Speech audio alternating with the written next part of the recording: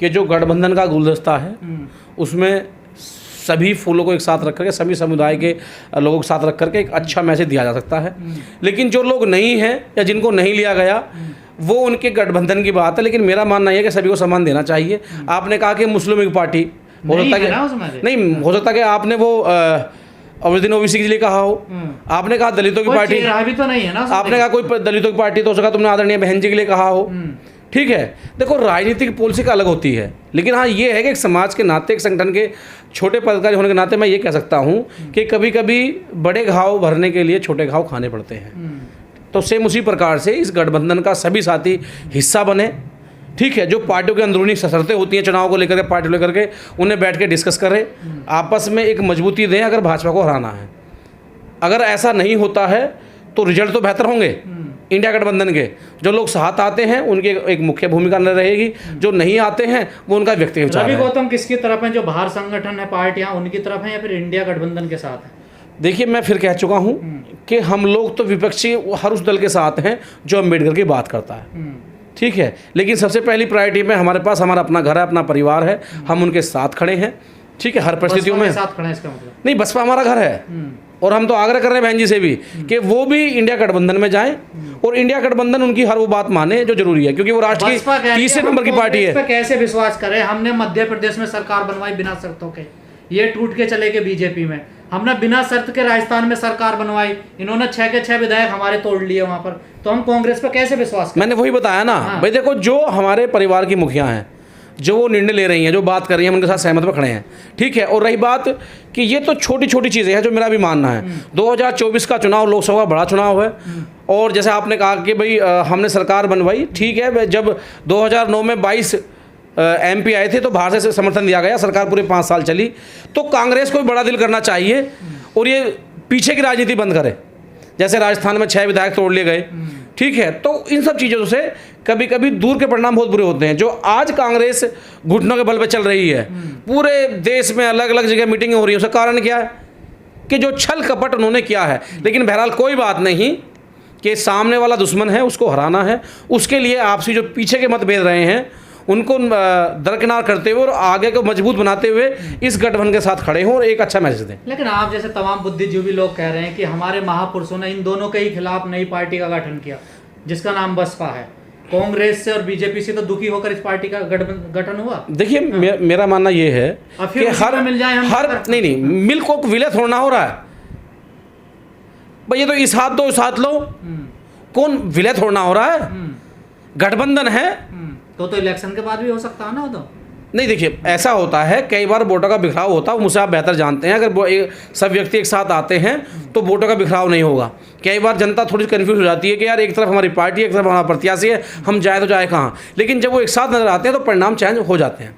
तो मैं वही आपसे कह रहा हूँ कि जो आपने सवाल करा कि जो भाजपा और कांग्रेस है, वो समय था कि वो जो चीज़ें रहीं, आज उन्हीं समय की वजह से आज कांग्रेस ने एक दलित परिवार के व्यक्ति को राष्ट्रीय अध्यक्ष बनाया। क्यों बनाया वो भी सब जानते कैसे किन हालातों में। ठीक है, हाँ, तो हालात बने ना, ऐसे जरूरी है ना। तो यही तो अम्बेडकरवाद है कि जो साहब ने जब लिखा था आज वो दिखने को मिल रहा है।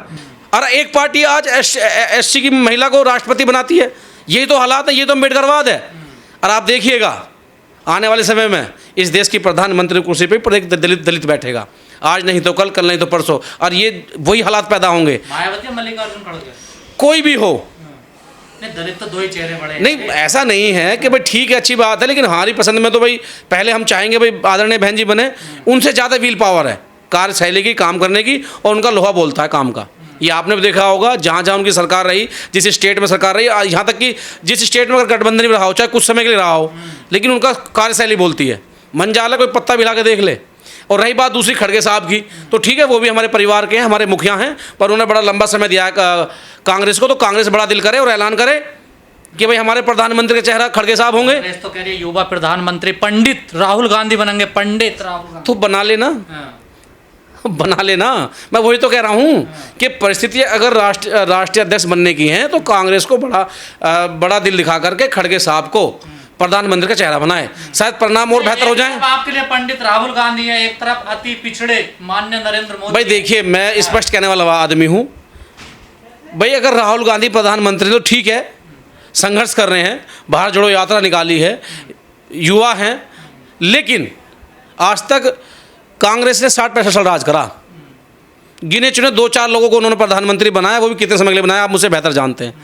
लेकिन अगर वो अपना बड़ा दिल कर करके जिस समाज को 5000 साल गुलाम बना के रखा जाता हो, जिस समाज को बेड़ों से बांध करके रात को 12 बजे और सुबह दोपहर को 12 बजे निकाला जाता हो, अगर उस परिवार को तुम उस परिवार मतलब उस व्यक्ति को, उस परिवार के एक मुखिया को जो तुम्हारी पार्टी में लगभग काफ़ी लंबे समय से कई दशकों से बड़ी निष्ठा ईमानदारी से काम कर रहा है, तुमने राष्ट्रीय अध्यक्ष बनाया है, तो अध्यक्ष की गरिमा होती है कि वो पहला व्यक्ति होता है, तो प्रधानमंत्री का चेहरा भी उनको बनाना चाहिए। देखिए जो ये राजा कह रहे हैं, मैंने फिर बताया, वो उनका व्यक्तिगत विचार है, ठीक है, और वो क्या कहते हैं वो जाने, वो एक पॉलिटिक्स है, वो किसी के बयान से किसको कहाँ क्या लाभ लेना है।